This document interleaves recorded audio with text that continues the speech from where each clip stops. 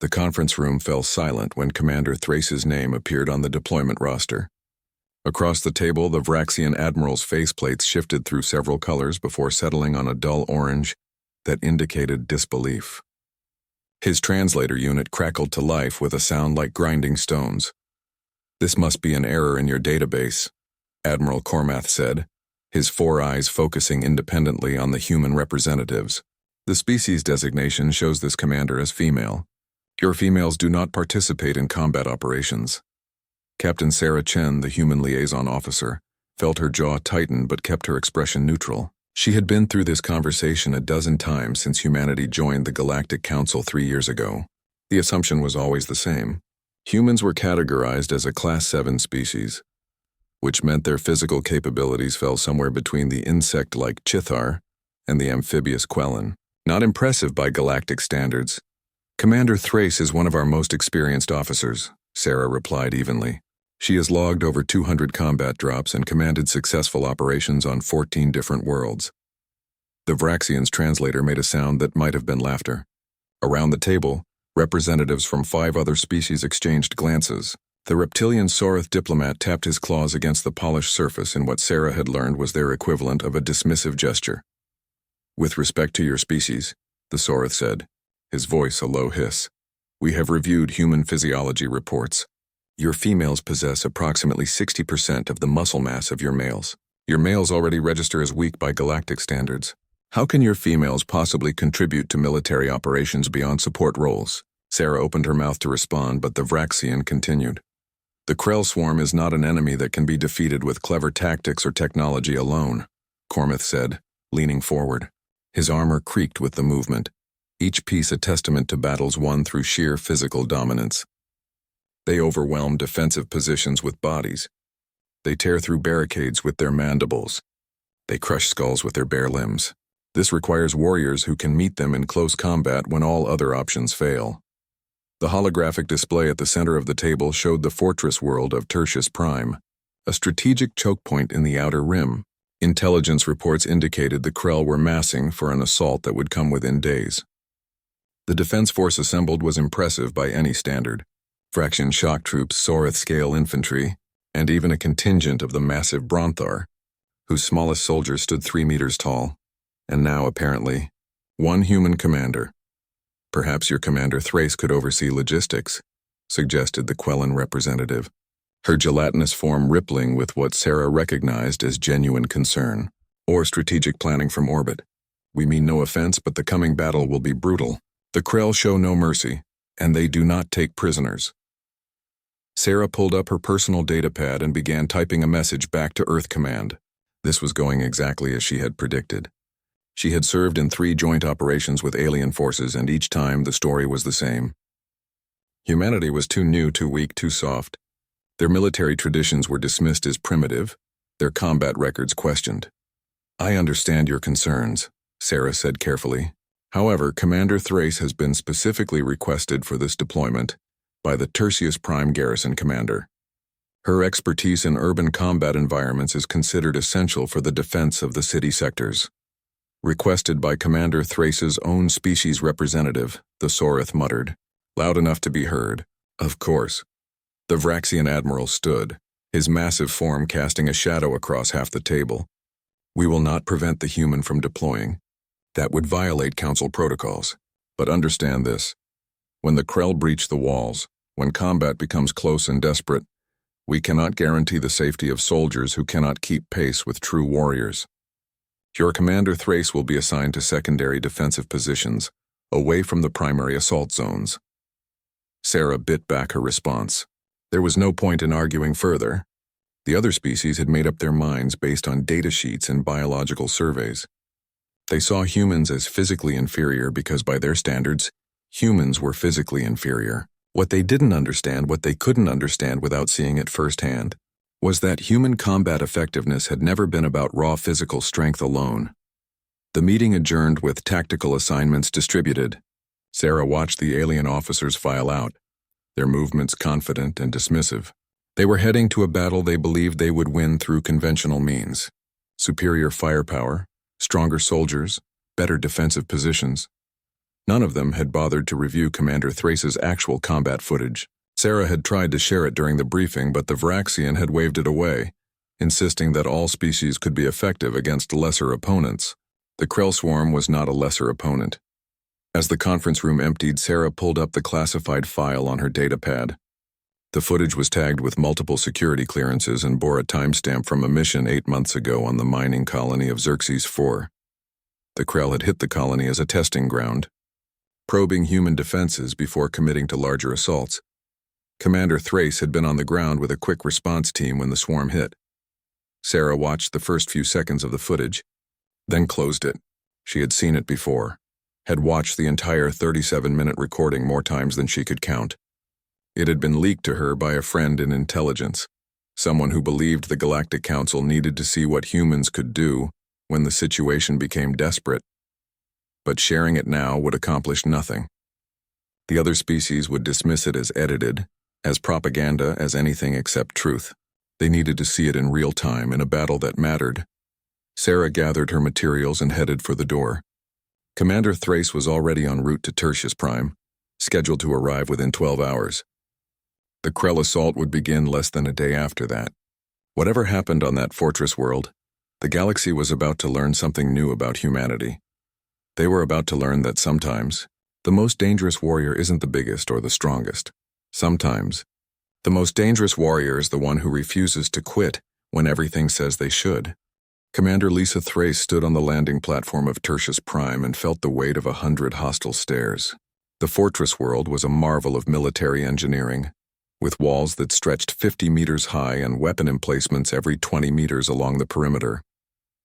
The city inside housed 2 million civilians and soldiers from a dozen different species, all preparing for the Krell onslaught. She was the only human in sight. The Vraxian who met her at the landing pad barely acknowledged her presence. His armor bore the markings of a battalion commander, and his stance radiated the kind of confidence that came from hundreds of successful battles. He gestured toward a waiting transport without making eye contact. "Commander Thrace," he said, the translator rendering his tone as barely civil. "You will be assigned to Sector 7 Residential District. Minimal strategic value. You will have a platoon of Quellan auxiliaries under your command." Lisa nodded once. She had expected this. The Quellan were excellent at medical support and engineering tasks, but they were universally considered the weakest fighters in the Council forces. Assigning her to command them was a clear message.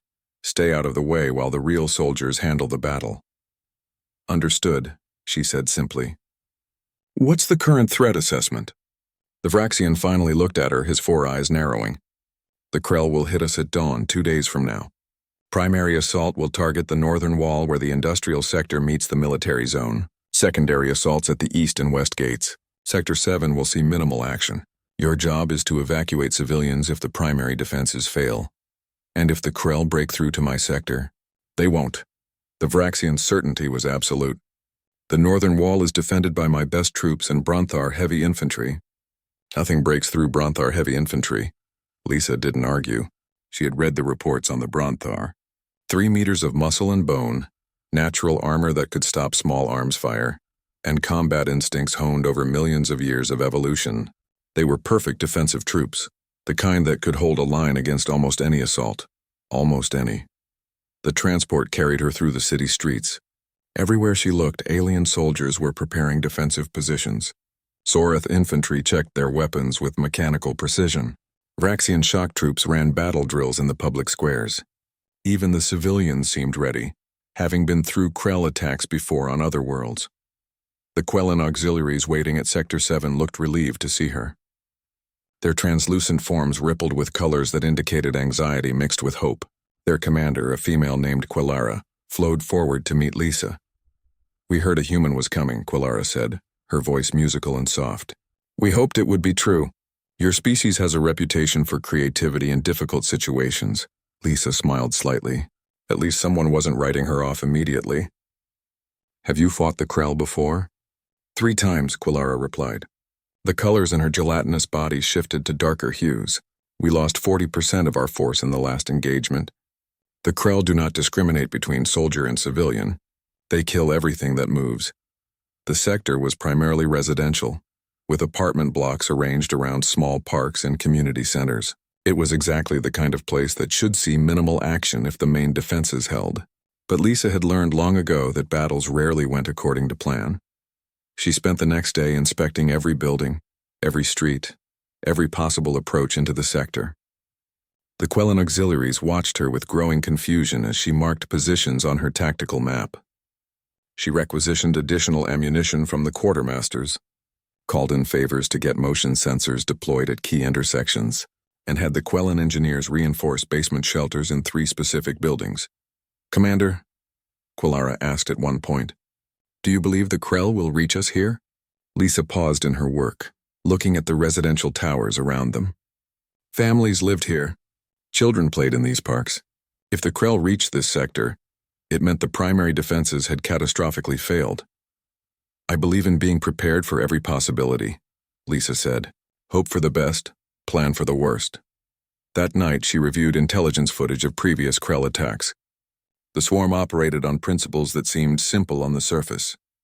Overwhelming numbers, relentless assault, no fear of casualties. They would throw themselves at defenses until something broke, then pour through the gap like water through a cracked dam.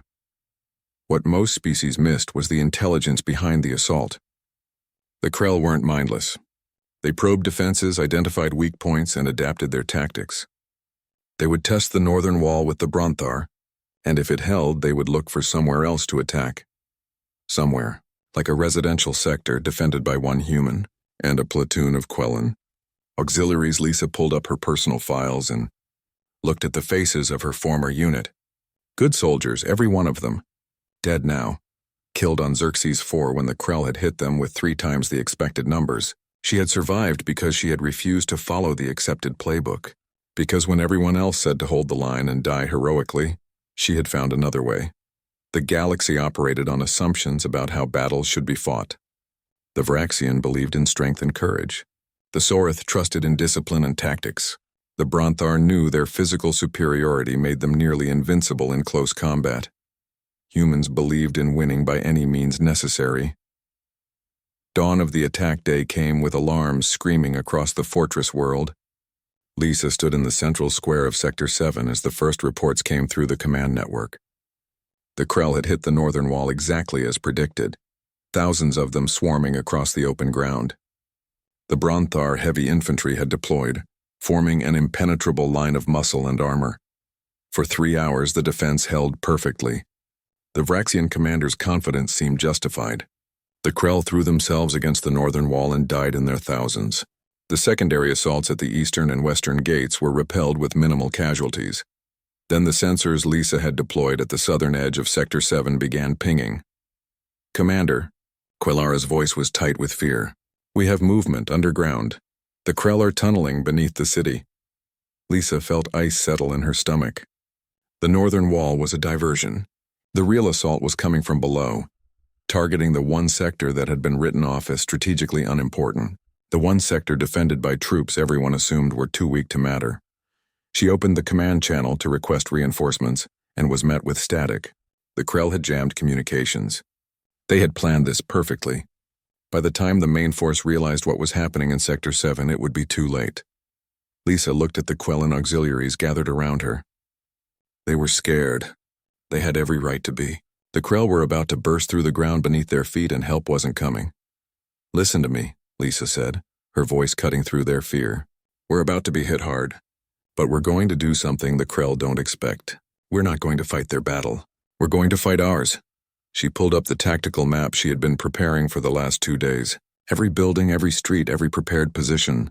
"Welcome to human urban warfare," Lisa said. "Let me show you how we win." The ground erupted in the central park with a sound like thunder. Krell warriors burst from the tunnels, their black carapaces gleaming with underground moisture. Each one stood 2 meters tall with 6 limbs ending in serrated claws. Their mandibles clicked with hunger as they scanned for prey. Within seconds, 30 of them had emerged. Within a minute, there were over 100. Lisa watched from her position on the 3rd floor of a residential building. Her rifle was loaded with armor-piercing rounds, and she had 6 more magazines strapped to her chest. The Quellan auxiliaries were positioned exactly where she had placed them the day before. each one carrying weapons that most species would consider inadequate for real combat. "Hold," Lisa said into her comm unit. "Let them gather. Nobody fires until I give the word." The Krell spread out from the park, their movements coordinated despite the chaos of their emergence. More were coming up every second. The intelligence reports had estimated a breakthrough force of 50 to 75. Lisa was already counting past 150. They had sent everyone. "Commander," Quilara's voice trembled. "There are too many. We should fall back to the shelters." "Falling back means they hunt us room by room," Lisa replied, her voice calm. "We do this my way. Trust me." The Krell began moving toward the residential buildings. They had picked up the scent of the civilians sheltering in the basements. Their clicking mandibles grew louder, communicating in a language that no species had successfully translated. But Lisa didn't need translation. She understood hunger when she saw it. The lead group of Krell reached the first intersection 30 meters from Lisa's position. They moved with confidence, expecting minimal resistance. This was supposed to be the weak sector, defended by a species nobody respected. "Now," Lisa said. The Quellan auxiliaries opened fire from concealed positions on multiple floors of surrounding buildings. Their weapons were standard issue, nothing impressive by galactic standards. But Lisa had taught them something in the past 2 days. She had taught them about crossfire, about creating kill zones, about hitting targets from angles the enemy didn't expect. The first volley dropped 15 Krell before they even understood they were under attack. The second volley caught them as they tried to identify the threat. But the Krell were warriors bred for exactly this kind of combat. They didn't retreat. They charged. "Pull back to secondary positions," Lisa ordered. "Move, move, move." The Quellan auxiliaries abandoned their firing positions and flowed through pre-planned routes to the next set of prepared defenses. The Krell surged after them, entering the buildings with savage determination. They were faster than humans, stronger than humans, more naturally armored than humans, which was exactly what Lisa had counted on. The first Krell to enter the ground floor of Building 3 triggered the motion sensor Lisa had placed the previous day. The improvised explosive device detonated, bringing down the entire entrance and crushing a dozen Krell under rubble. The survivors pushed through, enraged, following the Quellan retreat up the stairs. They ran straight into the second kill zone. Lisa had spent hours studying human urban combat doctrine from Earth's history. Stalingrad, Mogadishu, Fallujah, battles where smaller forces had bled larger armies by using the environment as a weapon. Every doorway became a fatal funnel. Every hallway became a shooting gallery. Every floor became a fortress that had to be paid for in blood. The Krell were learning what the Nazis had learned in 1942, what warlords had learned in 1993, what insurgents had learned in 2004. Urban combat wasn't about who was stronger. It was about who understood the terrain better. Quilara and her unit held the second-floor landing of Building 3 for 6 minutes. They poured fire down the stairwell, the narrow space preventing the Krell from using their numbers effectively. When casualties mounted too high, they retreated again, falling back through a hole in the wall that opened into Building 4. The Krell followed, as Lisa knew they would. They burst through the hole and found themselves in a residential apartment, empty. The Quellan had already moved to the floor above. The Krell charged up the internal stairs, their claws tearing at walls and doors. The building's third floor had been evacuated. Lisa had personally cleared every apartment, moving the civilians to hardened shelters. What remained were empty rooms connected by hallways that had been turned into death traps. The Quellan fired from doorways, retreated before the Krell could reach them, fired from new positions. Each engagement lasted seconds. Each engagement cost the Krell warriors. Lisa moved through the buildings like a ghost, appearing where she was needed most. Her rifle cracked with precise shots, each one dropping a Krell that had gotten too close to overrunning a Quellan position. She didn't try to hold ground. She hit and moved, fired and displaced, always staying ahead of the enemy's ability to respond. Below, more Krell were emerging from the tunnels. The initial force of 150 had swelled to over 300. They were spreading through the sector now, breaking into smaller groups to hunt more efficiently. That should have been the end of the defense. 300 against 40, but Lisa had studied another piece of human military history. She had studied what happened when you gave guerrilla fighters time to prepare, when you let them choose the battlefield, when you forced a superior enemy to fight on your terms. The Krell group that entered Building 7 found the ground floor empty. They moved to the stairs and began climbing. The motion sensors detected them. The charges Lisa had placed in the building's support structure detonated in sequence, bringing the entire tower down on top of them. 40 Krell disappeared under tons of rubble. The group that tried to flank through the underground parking garage found themselves trapped when Quellan engineers sealed the exits and flooded the space with flame. Krell warriors were tough, but they still burned. The group that broke into the community center found themselves in a maze of rooms where every corner concealed a Quellan soldier, where every doorway opened into overlapping fields of fire. They took the building room by room, paying for every meter in casualties. Hours passed. The Krell were still coming, still fighting, but their numbers were thinning. More importantly, their coordination was breaking down. They had expected a quick slaughter. They had found a grinding meat grinder of a battle where nothing went according to plan. Lisa stood on the rooftop of Building 9, her rifle empty, her armor covered in dust and blood. Below the sector was a war zone. Buildings burned. Streets were cratered. Bodies lay everywhere, most of them Krell. Her comm unit crackled suddenly, the jamming finally broken. The Vraxian commander's voice came through, rough with shock. "Sector 7, this is command. We are sending reinforcements. Hold your position." Lisa looked at the scene below. The Quellan auxiliaries were still fighting, moving through the rubble with a confidence they hadn't possessed 2 days ago. They had learned. They had adapted. They had survived. "Reinforcements won't be necessary," Lisa said into the comm. "Sector 7 is secure. Send medical support and engineering teams for cleanup. The Krell assault has been contained." There was a long silence on the other end. "Then say again?" "You're reporting the sector is secure?" "Confirmed," Lisa replied. "Enemy force neutralized. We'll need body bags. A lot of body bags." She could hear voices in the background of the command channel. Arguments, disbelief. Someone was pulling up satellite footage of the sector. Someone else was trying to understand how this was possible. Lisa smiled grimly. They would understand soon enough. The footage would spread. The other species would see what one human commander and 40 Quellan auxiliaries had accomplished against impossible odds. They would see what happened when you underestimated humanity. The medical teams arrived within the hour, followed by engineering crews and finally the reinforcements that were no longer needed. Admiral Cormath came personally, his massive Vraxian frame moving through the ruined sector with an expression that his translator couldn't quite capture. It was somewhere between confusion and grudging respect. Lisa met him in the central square where the Krell had first emerged.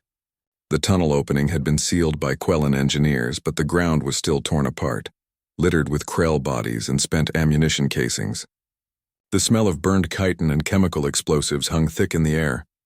"I am told you held this sector with 40 soldiers, Cormath said, studying the devastation around them. "I am told you faced over 300 Krell warriors." "Closer to 350 by my count," Lisa replied.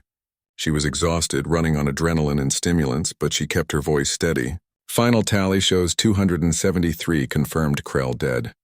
The rest retreated through the tunnels when they realized they couldn't break through." The Vraxian admiral was silent for a long moment. His 4 eyes swept across the sector, taking in the collapsed buildings, the improvised fortifications, the evidence of a battle that should never have been won by the defenders. "How many casualties did you take?" he asked finally. 3 dead, 12 wounded. The Quellan performed beyond expectations. They're good soldiers when given proper tactical support. Cormath's faceplates shifted to a deep purple color. Lisa had studied Vraxian emotional displays during her briefing. Purple indicated something like embarrassment or shame. The admiral had dismissed this sector as unimportant, had assigned the weakest troops to defend it, and had left them to die when the real threat emerged. "We monitored communications during the battle," Cormath said slowly. "You requested no reinforcements. You gave no indication of the situation's severity. Why?" Lisa considered her answer carefully. The truth was complicated. She hadn't requested reinforcements because she knew they wouldn't arrive in time. She hadn't indicated the severity because panic in command would have led to poor decisions. She had fought the battle on her terms because that was the only way to win. "I had what I needed," Lisa said simply. "Good soldiers, good terrain, and a plan. The Krell casualties suggest otherwise. You must have had something more. Better weapons? Advanced technology we weren't informed about?" Standard council issue equipment, Lisa replied. Check the armory logs. Everything we used was requisitioned through normal channels. A Sorith colonel had joined them, his reptilian features twisted in what might have been skepticism. Then explain how you achieved a kill ratio of nearly 7-to-1 against Krell warriors. The Bronthar heavy infantry at the northern wall managed 3-to-1, and they are considered the finest close combat troops in the council forces. Lisa gestured toward the ruined buildings around them. The Bronthar fought the Krell's battle. We fought ours. The Krell are bred for open combat, for charging defensive positions, for using their physical advantages. I didn't let them do any of that. I made them fight in confined spaces, forced them to funnel through choke points, never gave them a fair fight. Urban warfare, Cormath said, the translator rendering the term with an odd inflection. This is a human concept? Humans have been fighting in cities for thousands of years, Lisa explained. We learned early that size and strength mean less when you can control the terrain. A narrow doorway doesn't care how big you are. A collapsed building crushes everyone equally, the Sorith colonel hissed softly. This seems dishonorable, to not face an enemy directly. Lisa felt a flash of anger but controlled it.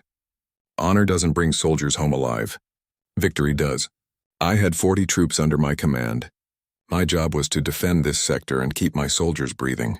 I did both. Captain Sarah Chen arrived as the sun was setting, her transport touching down in the square. She stepped out and stopped dead, staring at the scene around her. The devastation was obvious even in the fading light.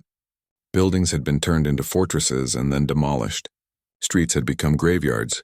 Commander Thrace, Sarah said, walking over. I received your after-action report. I had to read it 3 times to believe it. It's accurate, Captain. I know. I've been reviewing the satellite footage. Sarah's expression was complicated. The council observers have been analyzing the battle as well. There's going to be a formal inquiry. Lisa had expected this. Whenever something unexpected happened, whenever assumptions were challenged, there were always inquiries. I followed all protocols and rules of engagement. My tactics were unconventional but legal. That's not the issue, Sarah said quietly, glancing at Cormath and the other alien officers who were pretending not to listen. The issue is that you've made a lot of very proud warriors look foolish. They assigned you to this sector to keep you out of the way. They gave you their weakest troops because they didn't think it mattered. And you turned it into the most successful defensive action of the entire battle. The northern wall had eventually held, but at significant cost. The Bronthar heavy infantry had taken 30% casualties. The Vraxian shock troops had lost their commanding officers. Other sectors had seen mixed results. Only Sector 7 had achieved a decisive victory with minimal friendly casualties. The footage is already spreading through the council networks, Sarah continued. Someone in the command center leaked it. I don't know who, but the whole galaxy is about to watch what happened here. Lisa closed her eyes briefly. This was going to be complicated. The footage would show everything. The tactics, the traps, the calculated withdrawals that looked like panic until you understood the larger plan. It would show human warfare in all its unglamorous, effective brutality. What do you want me to do? Lisa asked. For now, get your people some rest. Get yourself some rest. Tomorrow you're going to be famous. Every species in the council is going to be analyzing how you fought this battle. Some will want to learn from it. Others will try to discredit it. Be prepared for both. The next morning, Lisa woke to find her personal comm unit flooded with messages, interview requests from military journals, questions from tactical analysts, even congratulations from soldiers she had served with years ago. The footage had gone viral, spreading across the galactic networks faster than anyone had predicted. She watched it once, seeing the battle from the satellite perspective. It looked different from above. The pattern became clear when you could see all the pieces at once. The way she had channeled the Krell into kill zones, the way she had used building collapses to reshape the battlefield, the way she had kept the enemy off balance through constant movement. What struck her most was the moment when the Krell commander had tried to rally his forces for a final push. You could see the hesitation in their movements, the way they had started avoiding certain buildings, certain streets. They had learned to fear the sector. They had learned that every step forward came with a terrible price. The comments and analysis were already pouring in. Military scholars were dissecting her every move. Some praised the creativity, Others called it cowardly. A few simply stated what Lisa had known all along. This was how humans fought when they were serious about winning. Admiral Cormath requested a meeting that afternoon. Lisa found him in a conference room with several other high-ranking officers from different species. They had been watching the footage on a large display screen. "Commander Thrace," Cormath said as she entered, "we have been discussing your tactics. Many of us find them troubling." "Troubling how?" Lisa asked, taking a seat. A Bronthar general spoke up, his voice like grinding rocks. "You sacrificed buildings, infrastructure, strategic assets. You destroyed more of the city than the Krell did. Is this acceptable in human warfare?" "Buildings can be rebuilt," Lisa said flatly. "Dead soldiers can't. I was ordered to defend the sector and protect the civilians. I did both. The material cost was high, but the human cost was minimal. That's the trade I'll make every time." The officers exchanged glances. This was clearly a foreign concept to many of them. In their military traditions, you held ground at all costs. You defended positions because they were assigned to you. The idea of deliberately destroying your own assets to achieve victory seemed almost treasonous. "There is another concern," the Sarith colonel said. "Your tactics require extensive preparation. You spent 2 days setting up your defenses. What if you don't have 2 days? What if the enemy attacks immediately?" Lisa smiled thinly. "Then I adapt. Every human soldier is trained in rapid tactical assessment. We learn to use whatever resources are available. 2 days let me build something comprehensive. 2 hours would have given me something functional. 2 minutes would have still given me advantages the enemy didn't expect. Because humans think differently," Cormath said slowly, as if working through a difficult problem. "You don't fight to prove your strength. You fight to win by any means necessary." "Exactly." The formal inquiry took place 3 days later. Aboard the Council flagship that orbited Tertius Prime, Lisa stood in the center of a circular chamber while representatives from 24 species watched from elevated positions. It felt less like a military debriefing and more like a trial. The Quellan ambassador spoke first, her translucent form rippling with colors that indicated strong emotion. "Commander Thrace's actions saved not only our soldiers but also thousands of civilians who had taken shelter in Sector 7. The Quellan delegation formally commends her tactical brilliance and requests that her methods be studied by Council military academies." A ripple of disagreement spread through the chamber. The Bronthar representative stood, his massive frame making the platform creak. "Tactical brilliance or cowardice disguised as strategy?" The commander retreated repeatedly during the engagement. In Bronthar tradition, this would be grounds for court-martial. "I wasn't retreating," Lisa said calmly. "I was repositioning." "There's a difference. Retreat implies panic and disorder. Every movement my forces made was planned and purposeful." "Semantics," the Bronthar growled. "You gave ground to the enemy." "I traded worthless ground for enemy casualties," Lisa corrected. "Every building I abandoned became a grave for Krell warriors. Would you prefer I held every position and lost all my soldiers in the first hour?" The Vraxian admiral raised a hand, calling for order. "The inquiry is not about whether Commander Thrace's tactics were effective. The results speak for themselves. The question is whether these tactics represent a dangerous precedent for Council forces." Lisa felt her jaw tighten. This was the real issue. Not whether she had won, but whether her winning challenged the existing military doctrine that had been established over thousands of years by species who prided themselves on strength and honor. "Dangerous how?"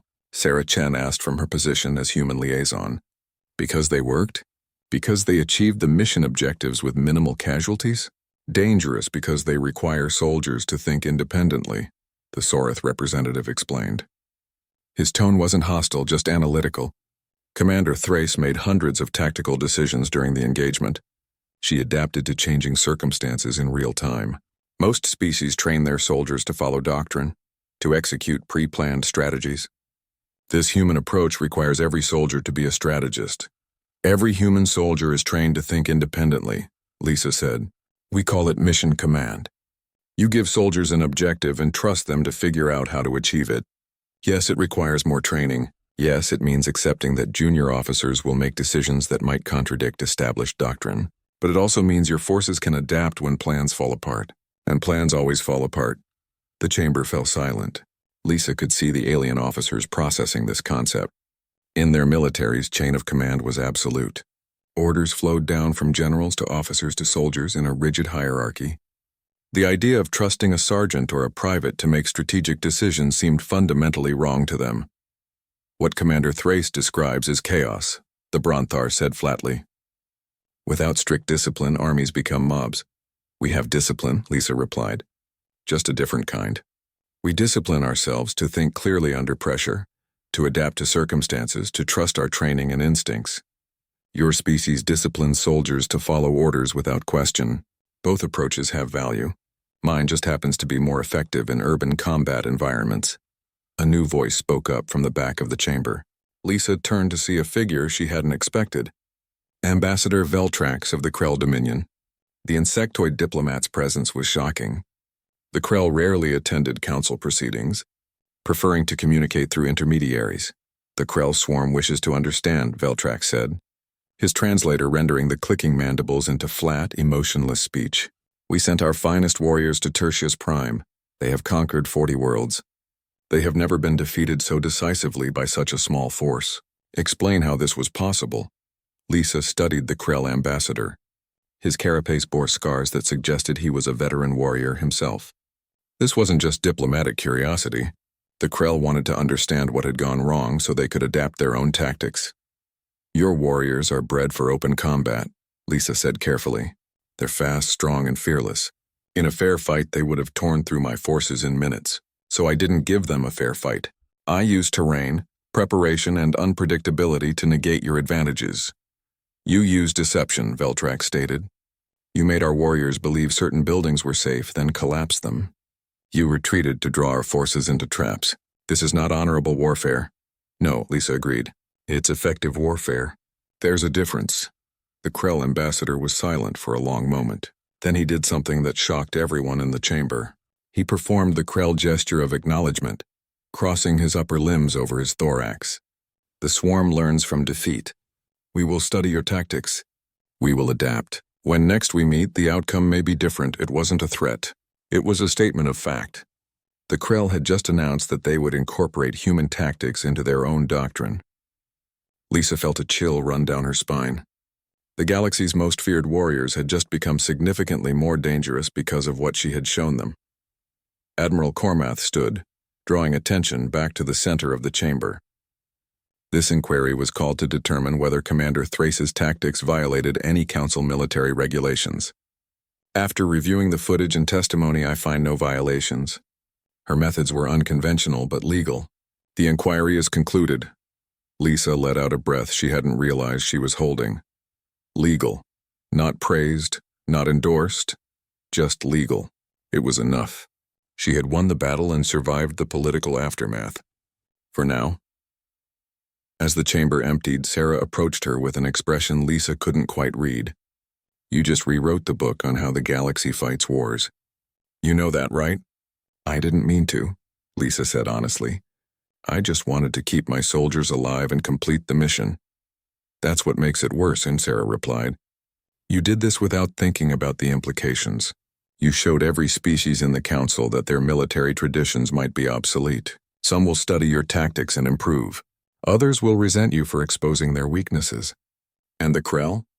They just declared they're going to learn from you. Lisa watched through the viewport as Tertius Prime rotated slowly below them. The fortress world had held, but at a cost. The northern wall was scarred and broken in places. Entire sectors would need to be rebuilt. Thousands had died in the battle, though far fewer than would have died if the Krell had broken through completely. There's something else, Sarah said quietly. The leaked footage? It wasn't from the satellite feeds. It was from your helmet camera and the cameras of your Quellan soldiers. Someone compiled 37 minutes of direct combat footage and released it to the networks. It's being analyzed by military schools across the galaxy. Lisa felt cold. The satellite footage was one thing. It showed tactics and strategy from a distance. But helmet camera footage would show the actual violence of the battle. The close quarters fighting, the improvised explosions, the desperate moments when her soldiers were seconds from being overrun. Who leaked it? Lisa asked. We don't know. Could have been someone in command who wanted to document your success. Could have been someone who wanted to embarrass the council leadership for underestimating humans. Could have been the Krell, honestly. They have better intelligence networks than people think. What's the reaction been? Sarah pulled up her data pad and showed Lisa a compilation of news headlines from across the galaxy. Some praised her as a brilliant tactician. Others called her methods barbaric. A few suggested that humans were too dangerous to be trusted with military commands. One headline simply read, "The Human Problem." "Congratulations," Sarah said with dark humor. "You're famous. Or infamous, depending on who you ask."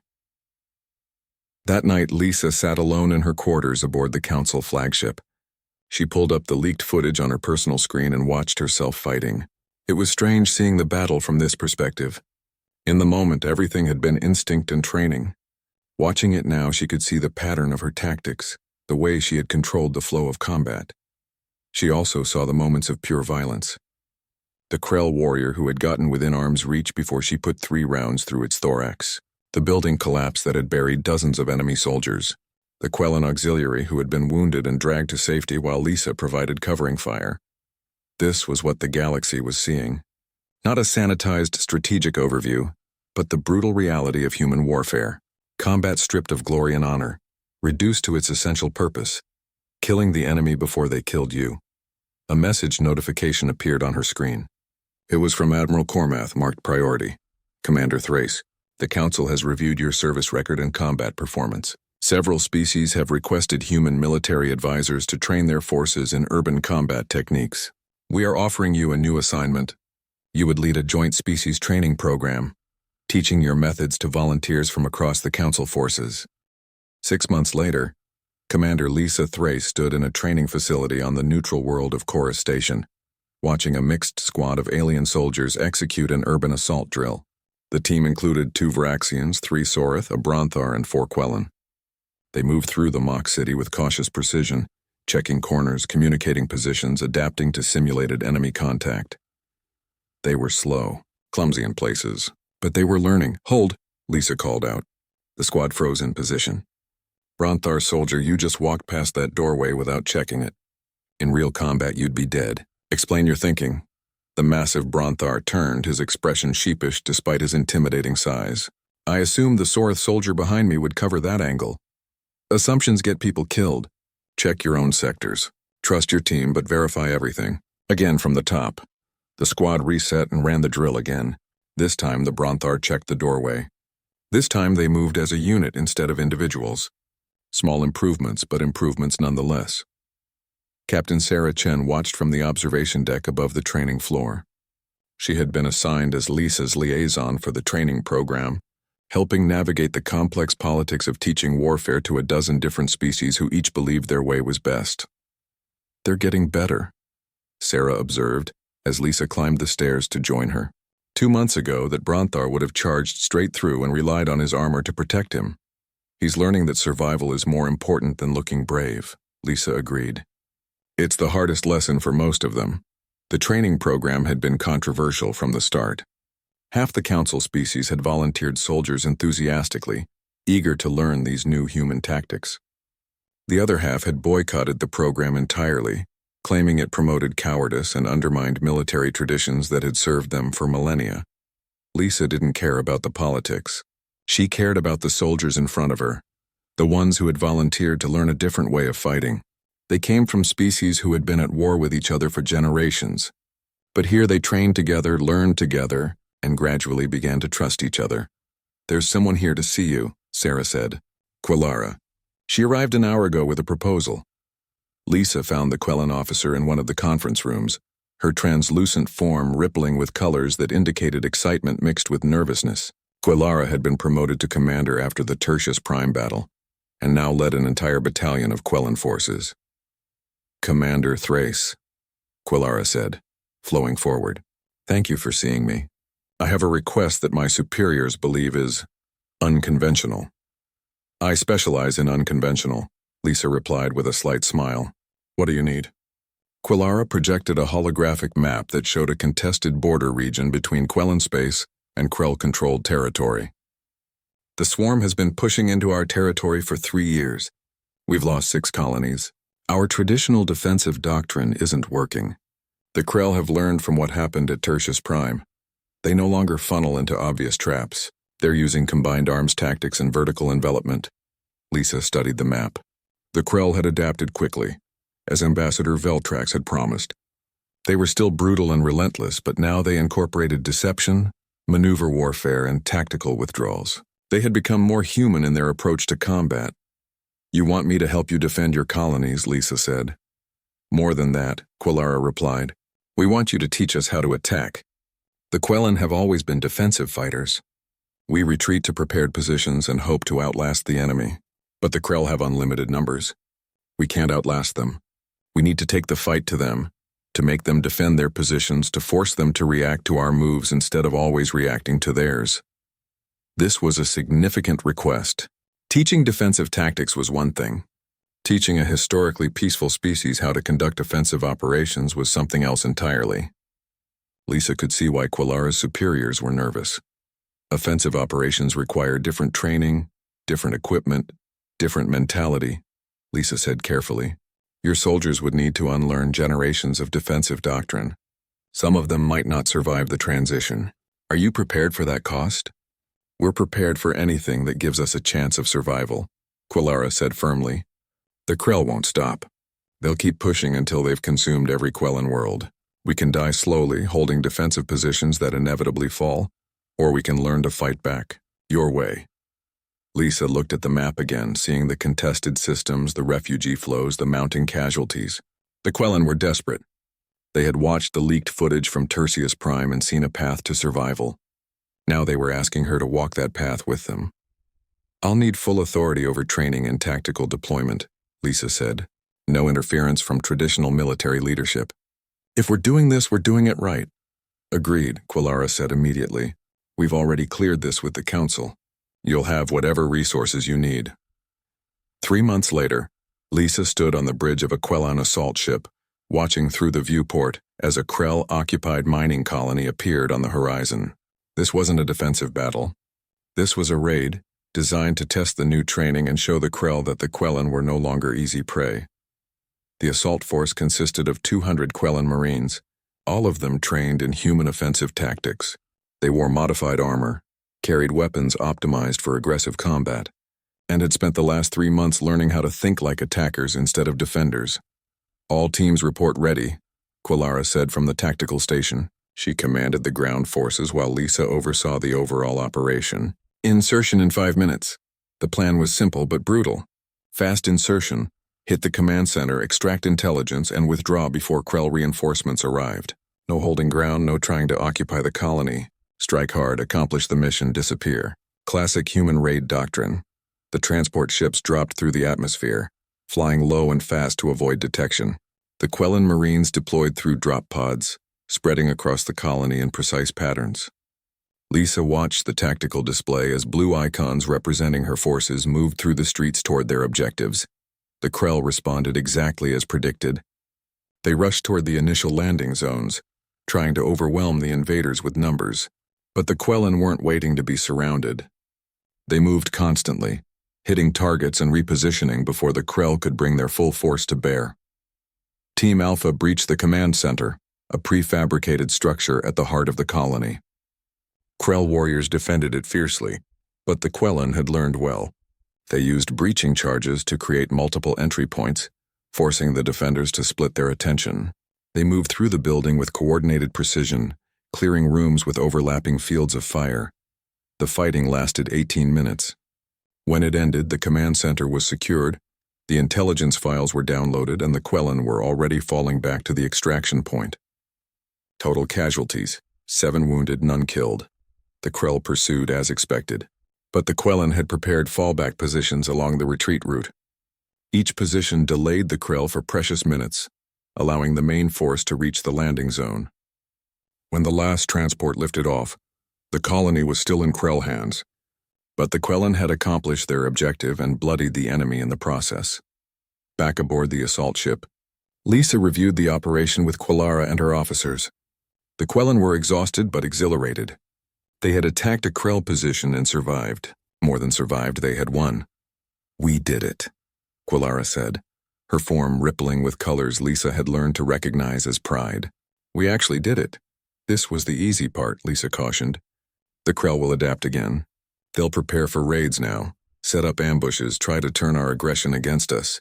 We need to stay ahead of them, keep evolving our tactics. Then we'll evolve, Quillara said firmly. We're not going back to the old ways. Not now that we know what's possible. Word of the successful raid spread quickly through council networks. Other species that had been skeptical of human tactics began sending representatives to observe the training program. The Sorith wanted to learn precision strike operations. The Vraxian requested instruction in combined arms coordination. Even the Bronthar, who had initially dismissed human methods as cowardly, sent observers to study how small forces could achieve strategic objectives. Lisa found herself at the center of a quiet revolution in galactic warfare. The old ways, built on strength and honor and rigid discipline, were giving way to something more flexible and deadly. Species that had been fighting the same way for thousands of years were suddenly questioning their assumptions. Not everyone was happy about this change. Lisa received death threats from traditionalists who saw her as corrupting noble warrior cultures. Some military leaders openly called for her removal, claiming she was destabilizing the Council's defensive capabilities.